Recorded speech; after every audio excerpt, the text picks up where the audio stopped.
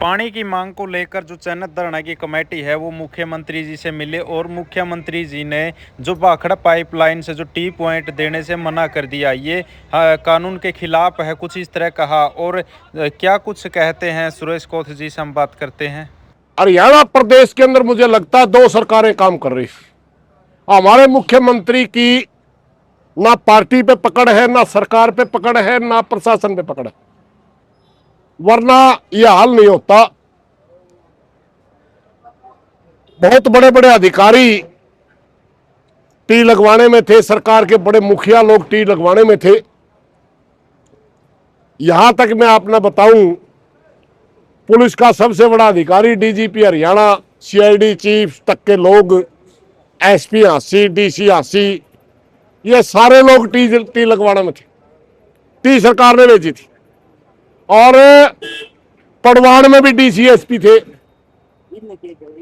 अब मेरी मुख्यमंत्री नायब सैनी जी से प्रार्थना है, इस प्रदेश की न्यू माटी ना कुटो।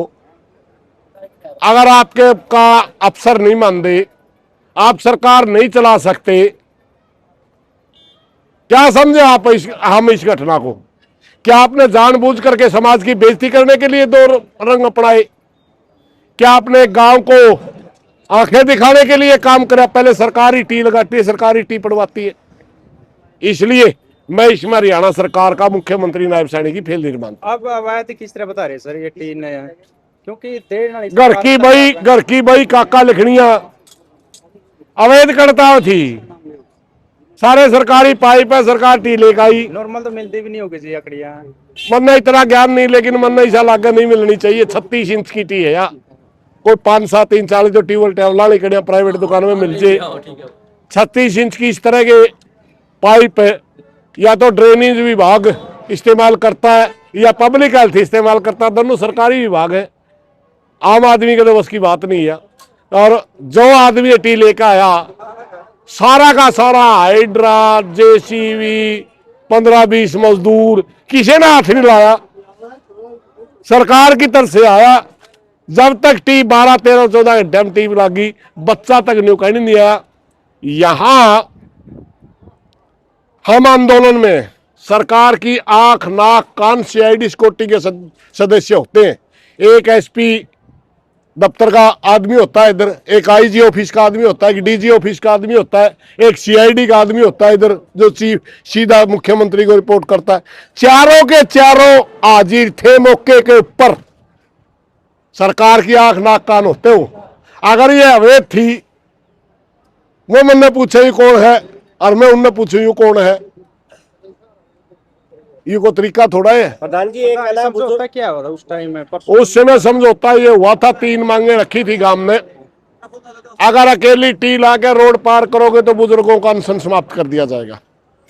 अगर आप या लाइन जो टी में लगनी है वाटर वर्क्स तक भेजोगे और केस वापिस ले लोगे तो आंदोलन संपन्न कर दिया जाएगा। उसने सिर्फ इतना काम कराया कि टी लगा करके रोड पार करवा दी, टी लगा के रोड पार करवा दी और बुजुर्गा का अनशन समाप्त हो गया। तो हमें, मेरी समझ में, सारे आजाद भारत में पैदा हुए हो। वैसे तो मैं भी आजाद भारत में पैदा हुआ, मगर उस समय के बुजुर्ग हमने खूब मिले। किसी जमाने में हमारा भारतवर्ष गुलाम होता था और अंग्रेज लोग हमारे को हाथों में पैरों में बेड़िया डाल करके सड़कों पर घुमाते थे, जलील करते थे। उस तरह का प्रदर्शन हमारी हरियाणा सरकार ने कल चन्नत गांव में हमारी महिलाओं के साथ, बुजुर्गों के साथ किया। रात को 2 बजे जिस तरह हमारी महिलाओं को धक्के मारे गए, आंसू गैस के गोले चलाए गए, बुजुर्गों के धक्के मारे गए, तो हमने ये दर्शाया कि आपका शासन उस अंग्रेज शासन से भी ज्यादा तानाशाही पे उतर चुका है। आप अंग्रेजों से भी क्रूर शासक है।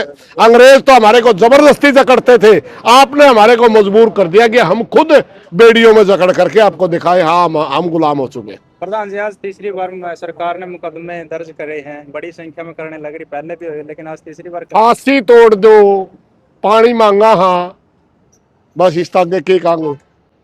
क्योंकि एक मूलभूत सुविधाएं मांगना भी अगर मुकदमे लाओगे तो फिर इतना बड़ा जुल्म तो क्यों होगा। हम पहले कहा था नशा यारी देश। प्रधान जी, पानी के लिए हाहाकार मच रही है, लेकिन विश्व गुरु बनाने की तैयारी चल रही है, भारत विश्व गुरु बनेगा।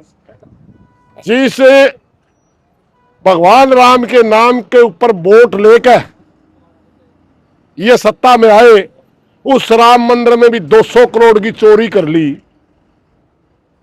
फिर इतना बड़ा जुल्म क्यों होगा भाई। इतना बड़ी जो वाकई होगी। और विश्व गुरु कुत्ता भी नहीं पूछता। पिछले दिनों पाकिस्तान का ऑपरेशन सिंदूर में संघर्ष हुआ था, पाकिस्तान के साथ भी 6 देश थे और हमारे साथ कोई नहीं था।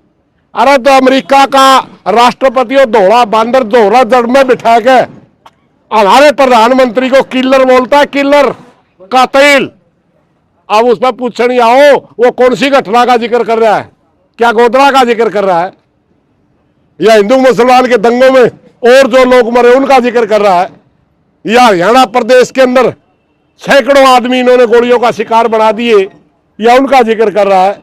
मेरी प्रार्थना मोदी जी बता तो दो कि ट्रंप आपको कातिल क्यों कहता है और किन कत्लों की वजह से कहता है।